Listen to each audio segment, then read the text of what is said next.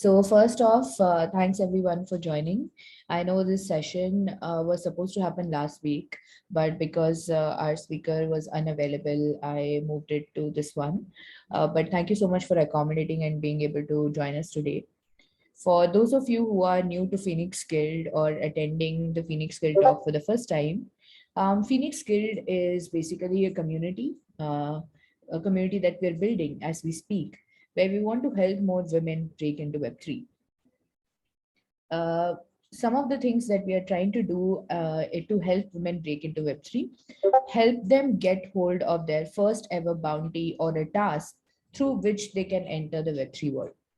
And the second are, of course, the educational sessions that we are doing to ensure that they understand the concepts good enough to be able to attempt the bounties or the tasks that are available in the space. We also started our Solidity Bootcamp, which is ongoing as of now, and we are in week 3 of the bootcamp.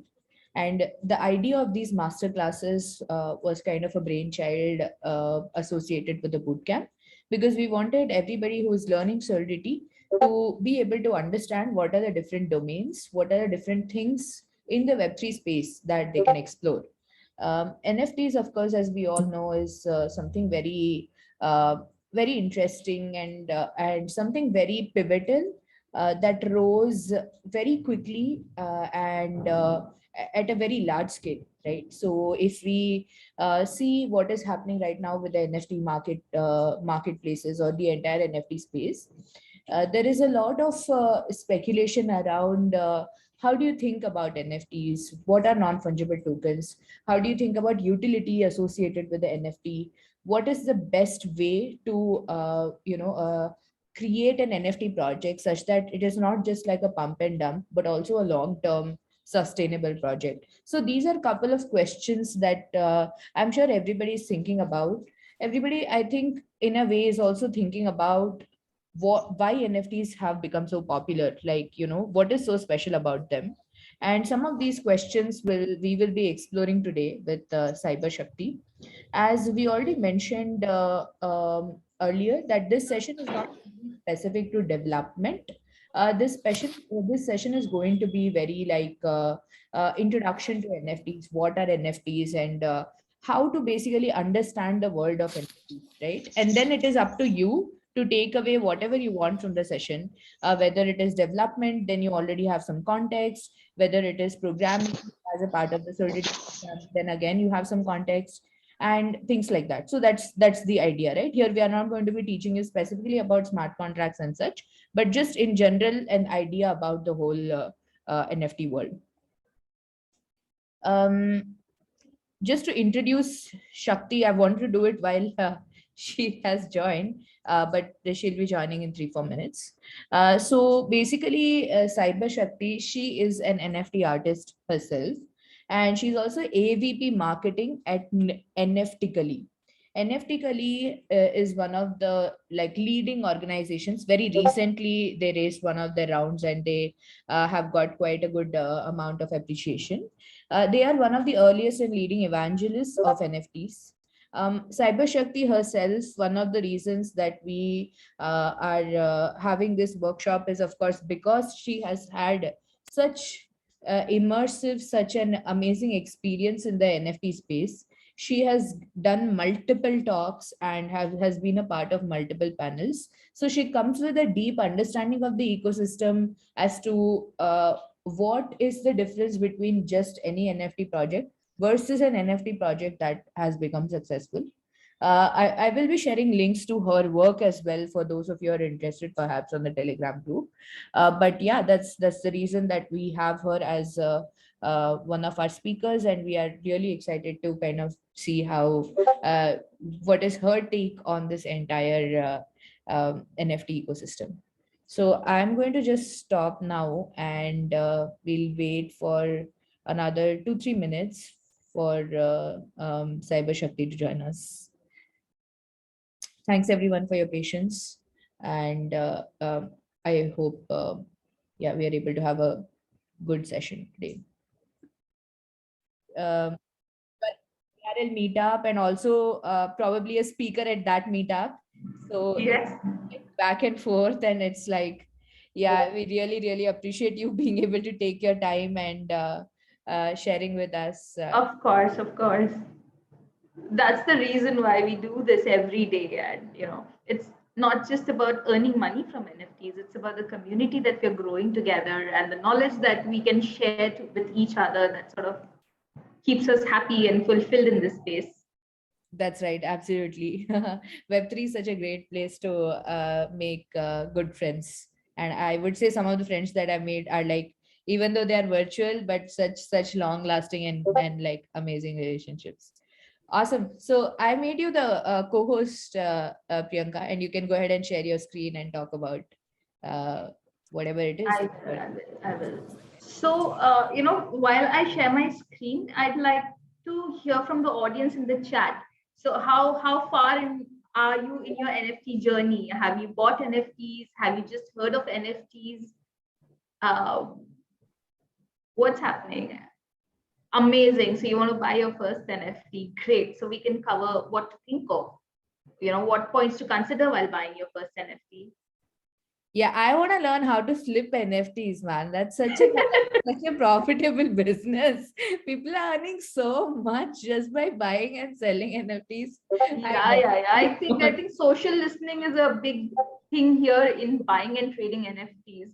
Like I missed out on the 4-digit ENS domain craze, and those NFTs are like 2.5 each now. yeah, that's true. People are buying domains like 4099.eth, and I'm like, why is this even priced so high? Because you can get a 4099.com as Yeah. easily with much lesser amount. But yeah, I'm definitely interested in seeing. So for me, coming from a technical background, Mhm. I don't understand why people are spending so much on JPEGs. This we are We'll going to cover, reveal we'll today, cover, for sure. we'll cover Yeah, basics. like So, what gives these JPEGs the value that it does? It's amazing, right? Like one day these things were digital trash in our computer. The next day they're selling for millions. yeah, for sure. Very excited. Amazing. So my name is Cyber Shakti, and I went down this rabbit hole of NFTs and Web3 in mid 2020, and I definitely call it a rabbit hole because when Alice fell through the rabbit hole, she discovered this whole new bizarre and amazing world of discoveries. And she learned so much about herself and the world and the craziness that it can bring. So let's sort of relate this to NFTs. We keep hearing these crazy headlines about, brands are coming into NFTs now. Twitter dropped its own NFTs. Gucci dropped their NFTs. And why does every celebrity, every brand, every creator now want to be in this space? Why are NFTs revolutionary for creators, and what can you do with NFTs? Regardless of what you do, like even if you're not a artist, there's so much to be done in this space, and we're going to cover all of that. So let's start off with talking about my journey and some myths about NFTs. So I actually was a marketing manager living a very corporate 9 to 5, actually not 9 to 5, it's 9 to forever. Corporate life sort of tend to suck the life out of you. But for me as a rebel, the inner artist wanted to live on. And I sort of was always moonlighting as an artist, as a digital artist. And whatever art I used to make was just for my own happiness and for the little underground community of artists that I had on Facebook. So the art form that I practice is glitch art, and very, very few people sort of knew about this art form before NFTs because it's a very natively digital art form. It's just some nerds playing around with computers and codes and scripts and spoiling photographs. So I used to keep posting these pictures on Facebook and Instagram. I used to get like 3 likes out of them. And yeah, that's how life was. And 2020 happened and my life turned around. And my art actually found value. It found a platform wherein which art was seen as something very desirable, because NFTs and blockchain is a very natively digital sort of a technology, and my art was also sort of natively digital. And NFTs actually started out as earliest use case of NFTs was actually not even art, it was memes. The rare Pepe memes were being traded by degens and crypto traders, and eventually sort of people started trading NFTs as artworks. And once that happened to me, this is the tweet that I put out, that mom, I don't need a boyfriend, I don't need a husband, a JPEG is going to secure my future. And that stands true even today. And by the way, this tweet was also sold as an NFT. So the challenges that self-taught artists or digital creators sort of faced were very, very subjective to digital artists. I think there's little or no reverence given to these artists in the elite art scene. Like if I go to galleries with my digital artwork portfolio, they'll not see me as an artist, they'll just see me as a graphic designer. Also, there's no copyright protection. Like if I send my work as a digital file to a gallery, who's to say my copyrights are well protected, or if they're not reproducing? Also, woes of freelancing. Us digital artists never get paid on time, and that is something that NFTs turned around for us. So when I figured out about NFTs, I bought into the whole technology, because here was a place wherein there was little to no gatekeeping. I got full control over how many editions I want to sell, what is the pricing I want to give, what is the kind of rights, copyrights, what is the kind of intellectual property that I want to trade. Like, do I only want to give away trading rights, or do I want to give away copyrights also? So everything about your art you could control. And in my time here, I have actually made fans of my work. I've had over 100 collectors on Ethereum, on Tezos, and near the number is much higher. I have actually been a headline artist, from being somebody who was only posting on Facebook to get 5 likes. I actually started living my dream of being a celebrated artist, because Cyber Shakti was now a voice. And Cyber Shakti, people could relate, because the whole premise of Cyber Shakti, as Gyam was asking me, what is Cyber Shakti? I actually decided that I'm going to use this technology and space to bring in the voice of the female divine energy into the cyberspace. That is Cyber Shakti. I'm birthing Shakti to pixels in cyberspace. And yeah, I made some decent money, from which I actually bought like a few interesting NFT projects. I collaborated with a lot of artists. Here is a featured show in the CryptoVoxels metaverse that featured all of my work, and all of my friends had sort of visited this gallery in their metaverse avatars. Some more work and exhibitions of mine. This one was actually a metaverse come IRL exhibition in Chicago. There is this featured art show in Decentraland.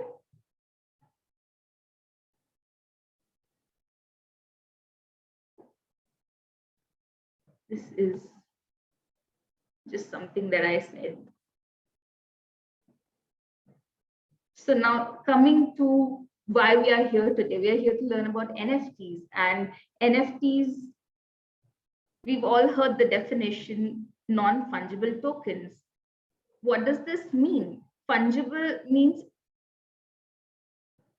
currency, something that can be interchanged. But non-fungible is something that is unique, one of a kind, and has unique value, or has it is not interchangeable. For example, the Mona Lisa, you can have multiple prints of it, but there is only one original Mona Lisa, and it cannot be reproduced. It will not be replaceable by any other painting. NFTs are actually data stored on blockchain, and the idea of NFTs is to beat the right click save as culture, in the sense like digital files can be right click saved as, but NFTs actually give you provenance. They give you proof of ownership or a certificate of authenticity that you actually own this. And why ownership is important, we'll also sort of relate it to the pricing and the value of NFTs, because who owns your NFT is also a very important factor sometimes.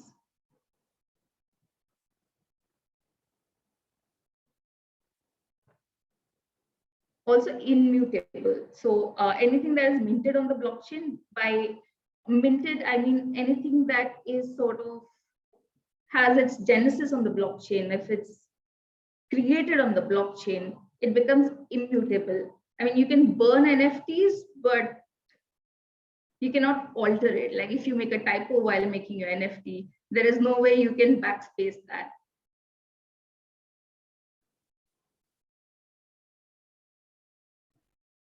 So again, we'll not go into the details of what is blockchain, because that's a whole universe altogether.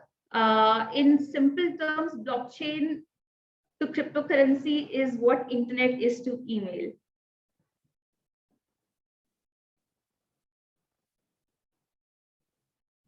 What is a smart contract? So I think Jan can throw better light on this topic, but in simple terms, this is not something that you go to your lawyer to. This is actually a predetermined or a set of code that actually is deployed on the blockchain, which means when you're sort of minting your NFT or when you're creating your NFT, you are inputting certain values in, for example, what is the percentage of primary or secondary royalty that you want to receive on a primary sale or a secondary sale, or what are the kind of rights that you want to trade, or what are the terms of ownership. All this is actually input via the person that's minting the NFT. And for example, if a sale happens and you have put it into your contract that these are the collaborators, and when a sale happens, XYZ wallets will get the money split in, say, XYZ percentage, right? So you do not need to actually manually do it. The smart contract will do it on its own. How do you start making NFTs? Get a wallet, make sure you're securing your wallet, and obviously the wallet address is important because that is your identity in Web3. So if you see this is my profile across dApps, and all of them are connected to the singular address. So I don't actually need to go and log in with my username password. In Web3, my singular identity is this.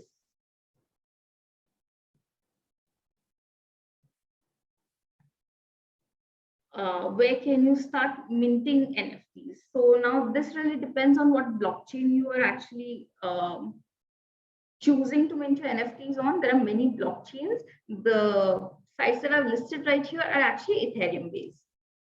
For example, there's Rarible, there's OpenSea, there's Foundation, there's Zora. Now, all these platforms are actually open platforms. If you are actually looking for a more curated sort of marketplace, then you have curated marketplaces also, wherein creators need to apply to be a creator and get whitelisted. Pros and cons of these are, I think you pay a higher commission in curated marketplaces, but at the same time, you get better marketing support from the teams, I guess, and you get like a more curated set of collectors for your work. Now, which platform is the best? Haha, there isn't any. Wherever your art or your NFTs find its audience, where you find the takers, that platform is the best. Do not go by trends or hypes. It really depends on the content that you're creating and the kind of audience that you're looking to serve. So it will take some time, but you will find your audience.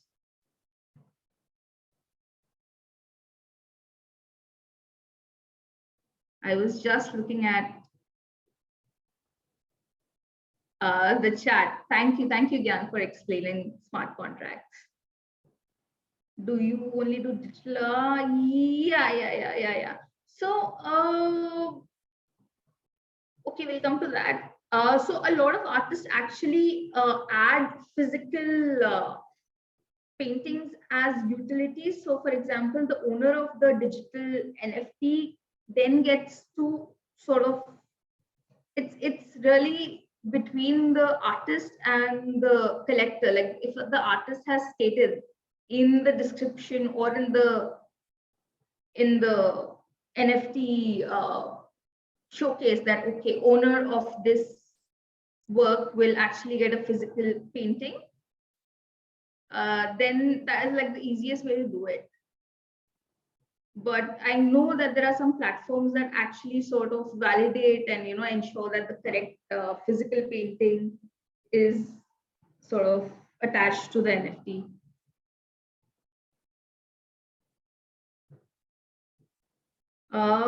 We can quickly go over this. What can you mint? Anything, any information that can be digitally stored can be traded as NFTs. Now, it could be music, it could be visuals, it could be a PDF. People are actually selling their time and services as NFTs, if you can believe it. Like if your mind can think it, you can NFT it.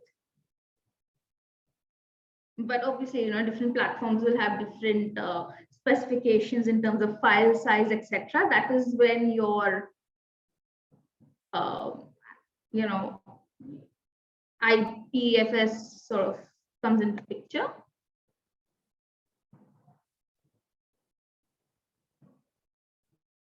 Yeah, this is very important because a lot of people here want to sort of understand flipping NFTs. So before we get into flipping, let's understand what makes NFTs desirable.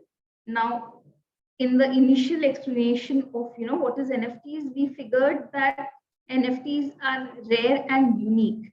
The fact that these NFTs are scarce is what makes them desirable.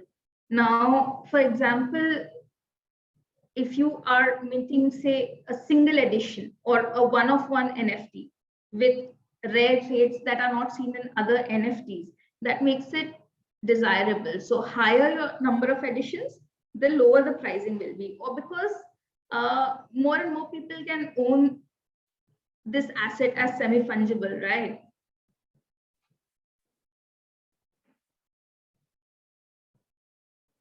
I mean, there is only one Mona Lisa, but the replicas are many, which is why they're not priced as high. Going back to like the simplest example. Now, what is the NFT valuation framework? What is the, like, how do people sort of price NFTs so crazily?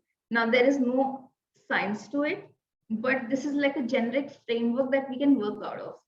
Value of an NFT is actually the utility that the NFT is giving you. Is it giving you, it is giving you like a physical piece? Is it giving you access to a gated community? Is it giving you airdrops? Is it giving you status? Is it giving you, I don't know, like customized merchandise? Is it giving you, I don't know, like a one-on-one meeting with somebody? What is the utility that is attached to the NFT plus ownership history? This is where provenance comes in. For example, if as an artist, my artwork is owned by a very famous collector in their wallet, and then somebody else buys it, they will attach the value of the owner also here, because XYZ bought it. That means it must be very desirable. Like a lot of famous collectors have their wallet actually stocked. Like people go through what NFTs do they hold, what projects do they hold. So if you can sort of track the ownership history, your NFTs become more desirable. Like for instance, my World of Women is actually pre-owned by Pranksy. So that actually makes it a little more expensive when I want to sell it once again. Also, the projected future value and liquidity premium. Now, the most important thing to remember here is that out of all crypto investments, NFTs can be the most illiquid, because I might see value in an NFT, you might see value in an NFT, but what if the market doesn't, right? So projects like say Bored Ape, World of Women, these are called blue chip because these have a high liquidity premium. It's very easy to exit them at a high price. So if you sort of factor in various combinations of these, in each use case, I think you can work off this framework and figure what is a fair price of an NFT to sort of trade it or hold it. And I sort of use this a lot. Or like I said, NFT world is the wild, wild west. So you can consider all this, but sometimes logic goes out of the window. For example, there are projects that keep giving you utility, they keep delivering, but at the same time, if say a meme fever catches on, people will attach more value to that meme because it's cultural currency. So this really is the wild, wild west. Now, if you want me to quote, if you want me to go on record, if you see MFR's NFT project, they actually have no roadmap. They don't have a Discord. They have nothing, but they're still at like a very high floor price. And then there are projects that are actually delivering on everything that they said, right? They said we'll give you apps. They said we'll give you, we'll mine tokens for you for holding NFTs. That is happening, but just because culture, hype, Twitter bragging rights, the other project is doing much better. Now, what if you're not an artist? What can you do with NFTs? Well, you can do a lot. You can actually flip NFTs. That is like the earliest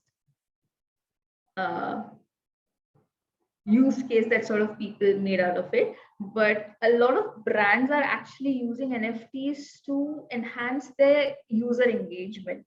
For example, say entertainment brand, they are actually dropping NFTs to give people more premium access to film screenings. They're actually giving backstage time with artists, via NFTs. So really depends on what you want to do with NFTs.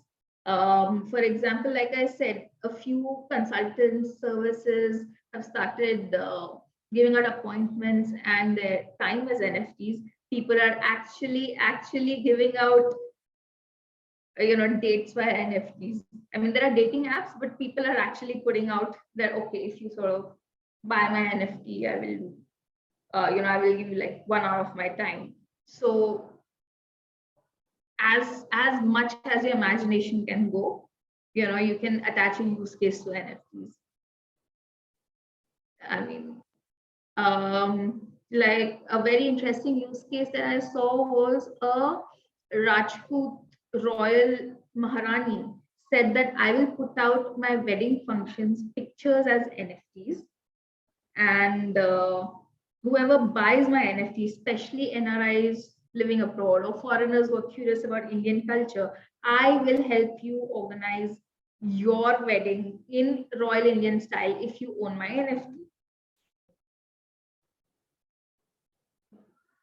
Now, metaverse land is, the other side, deeds. Metaverse land ownership is actually held through an NFT, right? The deed is actually in your wallet as an NFT.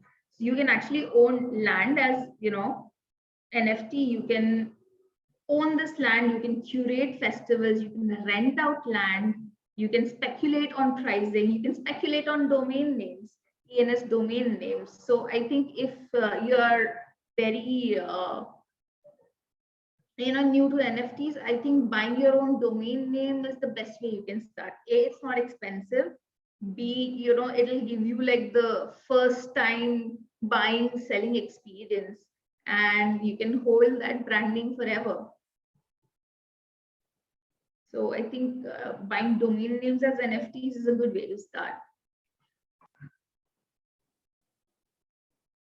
You can trade NFT projects, you can hold NFT projects, basis the community that you like, or basis the kind of affiliations that you have in terms of what the project is doing. You can actually hold an NFT as an access token, to this community.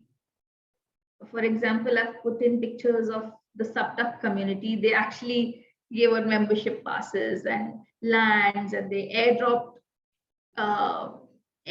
extra additional collections to people.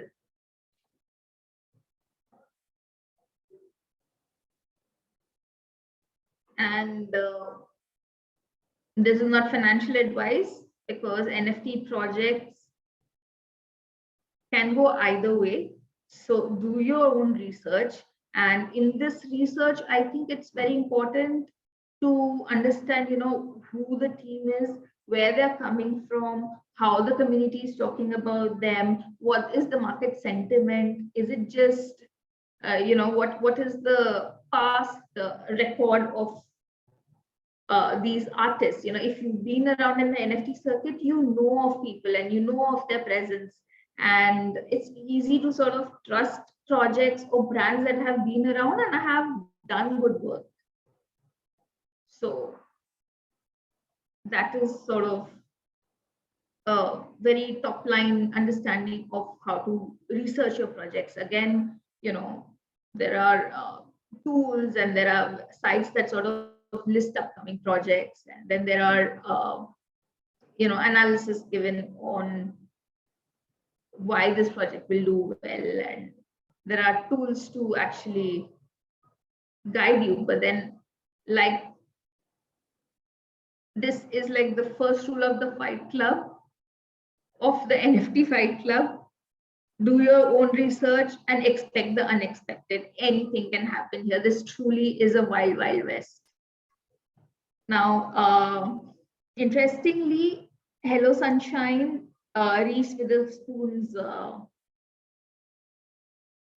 film production studio, is actually partnering up with this NFT project called World of Women. So they're actually going to monetize the art, the IP, the female characters of that are drawn in this PFP. I think that's the easiest way I can explain it. So the ladies, the characters that you see, will actually get to be personified in movies because IP rights. This project actually gave away IP rights. So if a team of, say, 3 or 4 World of Women holders want to come together and they want to start out a fashion brand, or fashion merchandise that actually features these ladies in the artwork, they can, because this project has given away IP rights.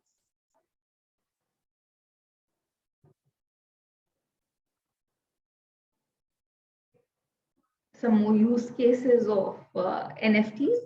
People can actually publish magazine covers as NFTs.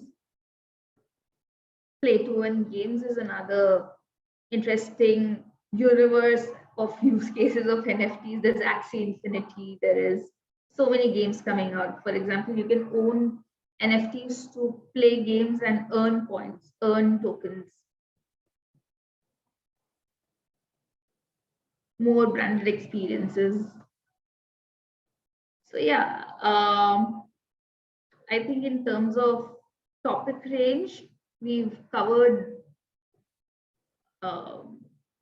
most of it. Now, if you guys have questions or anything that you'd like me to cover or talk about, we can do that.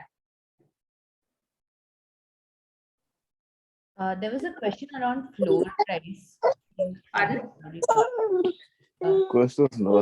No, What do you think? that's to take. Okay, sorry, there was some interruption. There was a question around floor price, but I think somebody already answered that question. Yeah. I think that's the correct one.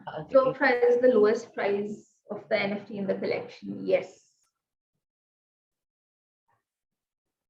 Actually, floor prices can also be dynamic. So floor prices are not set in stone. So you may want to regularly check, because depending on how the market is doing, floor prices tend to fluctuate. Like right now, the market is in a dip, bearish sort of a stage. So all NFTs are actually coming down in value. And if you have liquidity at this point in time, you can actually buy expensive NFTs at a discounted rate. So always hold on to your liquidity and wait for such times. Yeah, that's awesome. There was a question also around, let me see, I saw this little earlier. How do we differentiate between the fake, scam, and genuine NFT projects? I know you mentioned like doing research, which I also understand, I think applies to even in general in all the projects in Web3. But Yeah. is there a way, like Shakti, you have some formula of research that you apply to? For example, if you want to buy a new NFT of a project that just released, what are a couple of things that you look at? So firstly, just talking to people. I touchwood over time, I've built like a certain level of friendship in the community. So what alpha they trade, we exchange. So for example, you know, you look at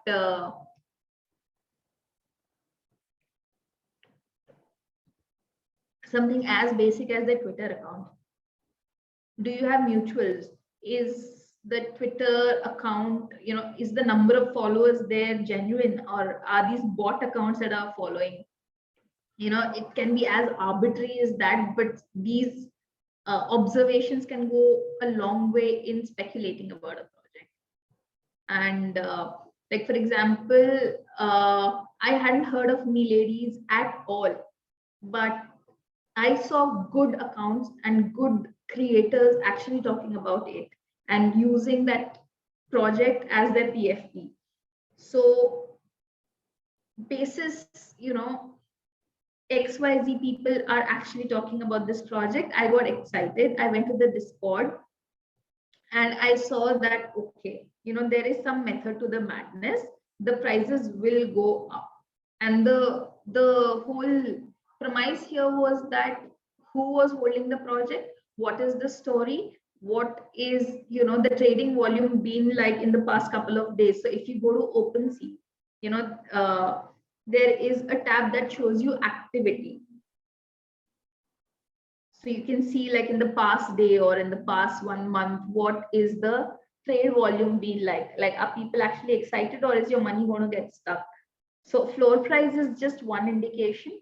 Look at the activity, look at the kind of people that are holding the project, and who the team is. Obviously, that is um, a given, but at times, like some projects actually have like anon teams, and at that point in time, we just sort of talk to people and understand what the sentiment is, because sometimes the project can be ridiculous.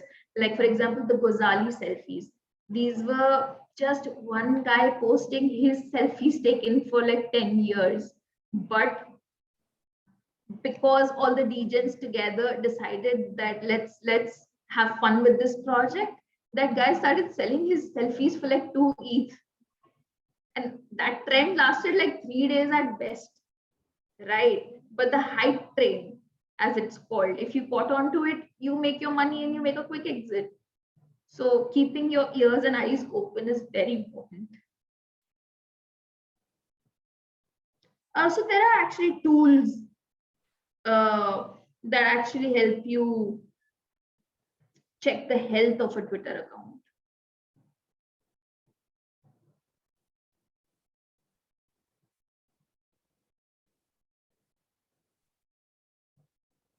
Okay, there's a question. It's me again with physical NFTs. Don't be sorry. For example, I buy a physical painting that has NFT. How do I know this NFT is exactly that painting? And okay, well, now a lot of NFT minting platforms are actually helping with like plagiarism checking services.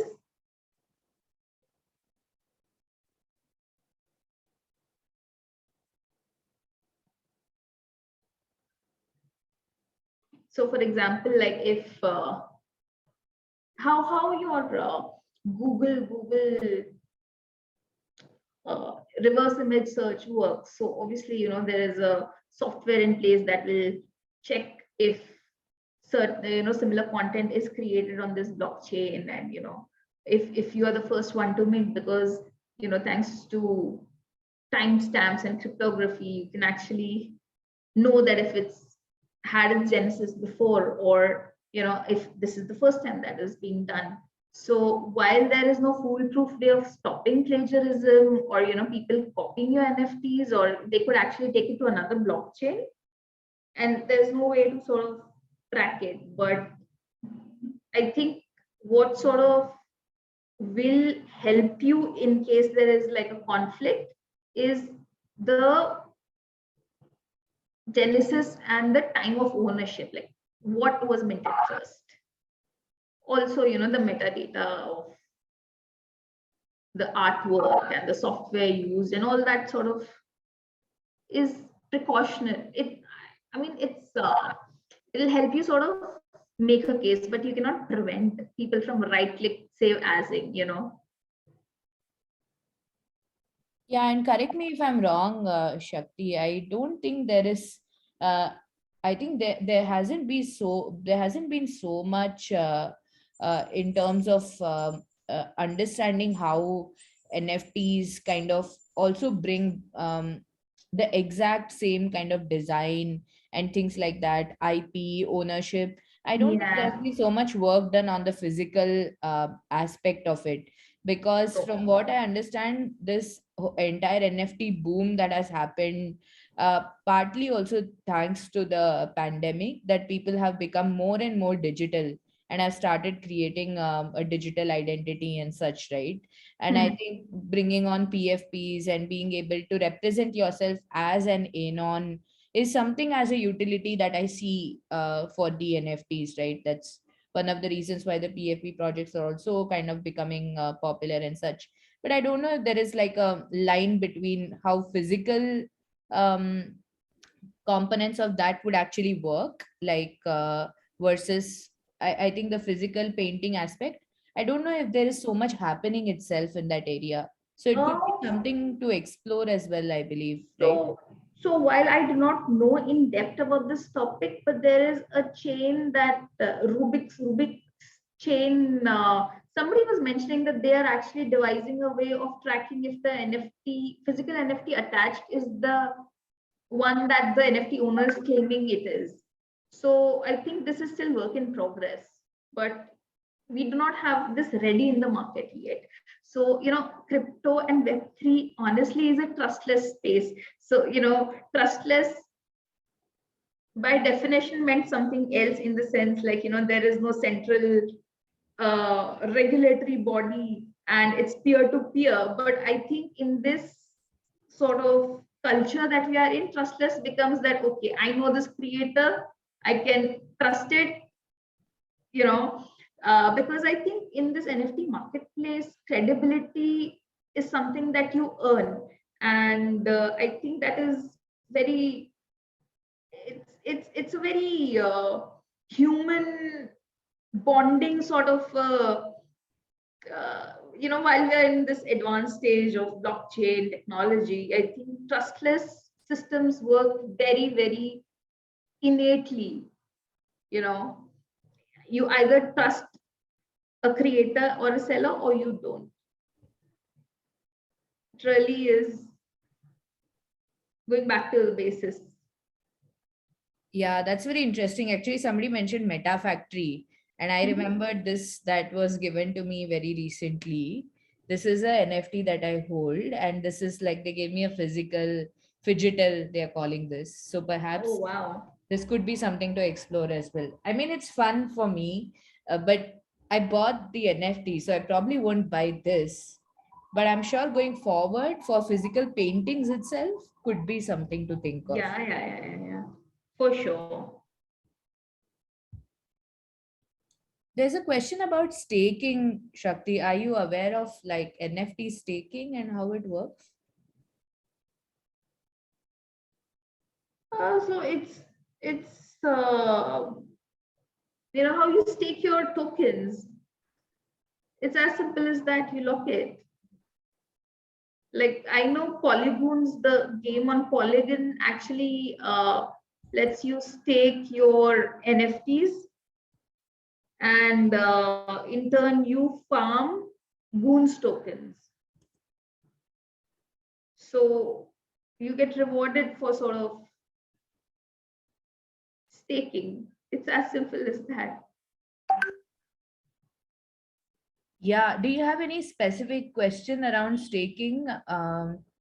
SK, I'm not able to see the name. Yeah. Like Moonbirds was nesting these days. Like people were Interesting. nesting moonbirds. So it was like a form of staking only. Cool. Actually, RFID is a nice way of doing it. But eventually, I think we'll figure more and more ways of verifying and Yeah. doing the digitals. Yeah. Actually, we were also thinking like some of the ways could also be done like the digital signature way, like the painter Yes. signature. Can we use that and make something out of it and then have that embedded in the NFT? So you know that you are able to match both Yeah. the original painting you have. Yeah. Like a lot of Yeah. innovation in this space I that think, yeah. In fact, eventually, I think the dynamic NFTs and changeable metadata and all that is also is going to sort of start coming into the picture. For example, async has programmable NFTs, right? Like the NFT sort of change depending on the set of variables or environment it is in. yeah, Hey interesting. guys, sorry, I just wanted to add on to this. So, having an physical NFT platform ourselves, right? So, I was working on some strategies where we can track these physical NFTs too, and how do we make sure that these are actually related to the original NFT. So, like they mentioned, right? Actually, through IoT we can do it, but like Shakti mentioned, that it's very much work in progress, and it's not something that's still. I mean, something that's actually up and coming, and we'll have to probably wait for a much longer time. But yeah, in terms of RFID or as simple as QR codes could actually relate, like completely interlink the NFTs, the digital versions to the physical versions. And through these RFID technology, even if let's say in the secondary marketplace someone wants to sell their physical along with the digital one, you can actually trace it. So like how you can actually trace the blockchain addresses on chain, through RFID, you can physically also trace it from where the ownership ship has shifted from home. So these are some of the things that you could look into, but I think there's a huge scope in terms of the whole digital aspect. Hmm, hmm, hmm. Definitely. Thank you for sharing that. And it's amazing, what you guys are also doing with your platform. Thank you. Thank you, Sri Lakshmi, for sharing that. Are there Yes. any other questions? Because I know that Shakti, you are already in an IRL event and probably required to go speak next. Yes. So I don't want to hold you back for too long. But if there aren't any questions, then we'd just love to wrap up and call it a day. Thank you so much for taking out your time. I know you are extremely busy, and we are really, really Yes. grateful for your time. It's just amazing to have this conversation. We want to keep it very light because there's just so much Yeah. hype and like myths information around NFTs, and I think this would just sets like the whole some of the takeaways that I can understand is actually be able to network, get involved a lot into the NFT community in terms of understanding how, if you want to flip, buy, or just participate in the ecosystem. I think that's a really great takeaway personally for me, but I'm sure for a lot of others, some interesting and interactive discussions we had. Yeah. So I think yeah, what I'd like to close on is two things. Value of an NFT is in the hands of the NFT holder. And the other thing is that if you can think it, you can NFT it. that's awesome. That's really cool. Yeah, that's amazing. So thank you so much. Thanks everyone for joining us, and we'll be posting the recording of the session on YouTube as well. You can watch it there if you just want a quick recap. But yeah, thanks again for joining us, and I wish you For having me. yeah. Thank you, Shakti. Yeah, I hope you have fun at the Mumbai event. Yes. I'll see you ladies. Bye. Yeah, we all see you. Yeah, bye. Bye everyone. Thank you.